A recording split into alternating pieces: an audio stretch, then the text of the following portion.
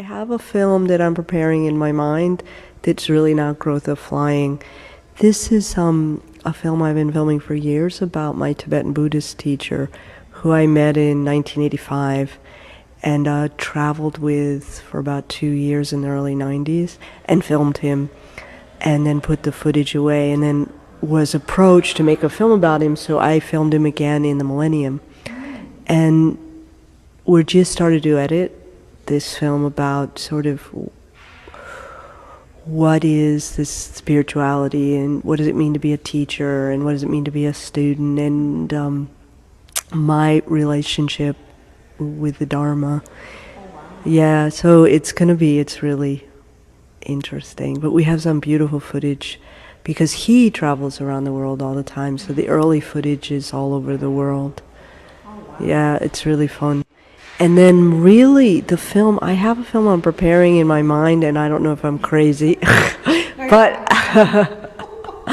it's going to be a hybrid fiction documentary, something really new and interesting in terms of aesthetics and language. But it's based on a personal story that happened when I was growing up that I'm actually not ready to talk about, but it's actually coming out of the work on flying. So it has a lot to do with sexuality and being a woman and yeah. You spent 4 years of your life flying around, and okay, this is Canada. I don't know if you know about our system of filmmaking here. Everything gets funded by the government and different government grants, and there's only so much money to go around, and so many projects get funded and others don't. The American model is totally different. You get corporate funding or you're self-financed and you get your friends to, pay for whatever. So my question is, 4 years of your life, that the bills must have been astronomical. Like, what ended up being the final total approximately, and how did you manage to fund this entire documentary? Wow. Well, I've been doing this a really long time. When I was preparing the idea for this film, I simultaneously was introduced to kind of the movement of Danish documentaries, and I was very excited by it, and was like, wow, I love this is great. And, at my age, you're always looking for new inspiration in terms of language and aesthetics, so I got very excited, and I thought, I want to make a partnership with the Danes on this new project on flying, because I wanted my film to be inspired by that. And simultaneously, it was very close to the time that American Love Story was coming out, which is my other film, and my previous film before this. And I was approached, the film was distributed internationally, and I was approached to come to Denmark to talk about American Love Story.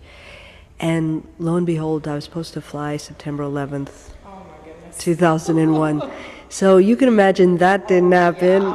And I live a few blocks from the trade, so I was there and blah, blah, blah.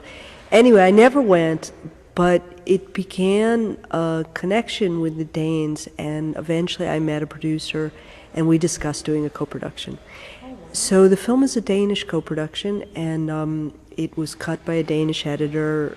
It was edited in Denmark. Because I'm such a small crew, the rest of the team, half was Danish, half was American. And our main funding was the Danish Film Fund, which is like the National Endowment for the Arts or the Canadian Film Board here. And then we added on to that by pre-selling it to television around the world. And that was our main funding. But it is very low funded. I mean, the film is very, very, we did it on a shoestring. You did most of the shooting yourself, is that correct? There were no professionals besides me. Yeah, there's me or the other women I was filming. Wow.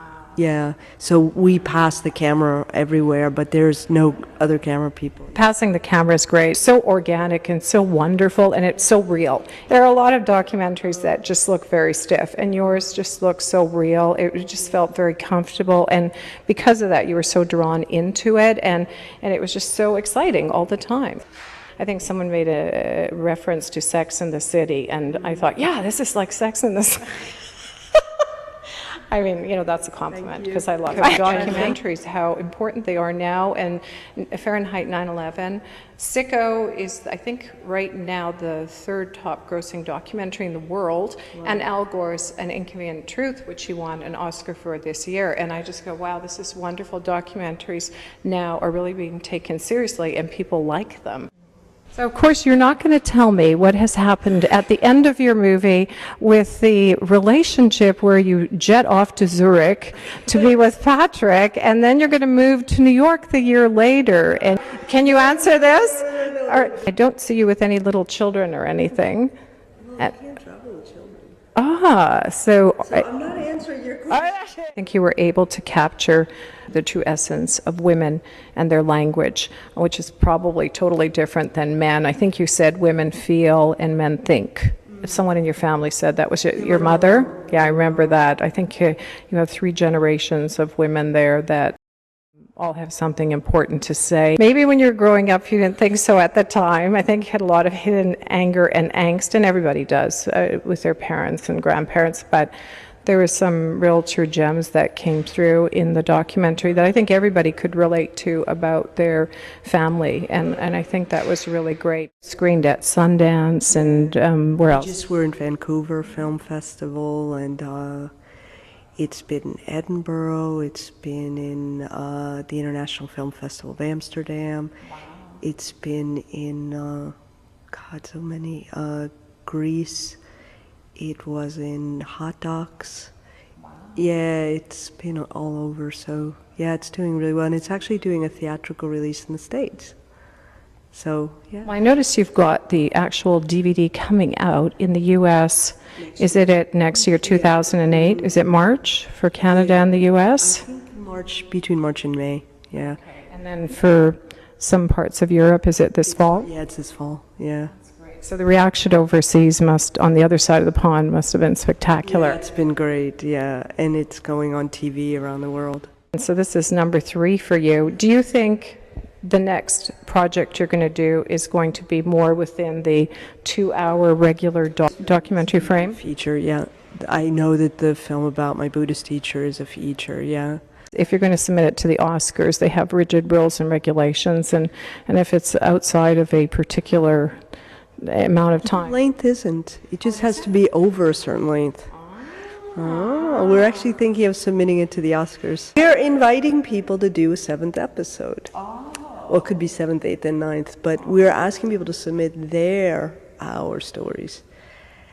And then we'll try to take them around with the film. We're really asking people and hoping people will submit their videos of any kind, but also using this passing the camera technique, because it really works. And we have 2 up now. We're so proud of ourselves. Come submit your story. It's the big thing. Take any particular format or length? No. No, I think just for the 7th episode needs to be over a half hour. Okay. Or a half hour over. 7th episode, your life, your dilemma, your friends. You use the technique of passing the camera and you create your own story with your world. That's what it is, the 7th episode. There are millions of great stories about women and our lives that aren't in the film, especially, just for one, a lesbian love story would be really interesting. Or a younger woman's story, or an older woman's story than mine. Or how about an older woman, younger man? Absolutely. Yeah. A whole documentary? Yeah, or someone who's married with kids. Someone living a more traditional life and what her life is like. So there's a million stories. Or 2 guys. Or 2 guys. Yeah. Oh, I thank you so much, Submit Jennifer. your 7th this has episode. Been such a pleasure speaking with you. You've got a great website. flyingconfessions.com. www.flyingconfessions.com.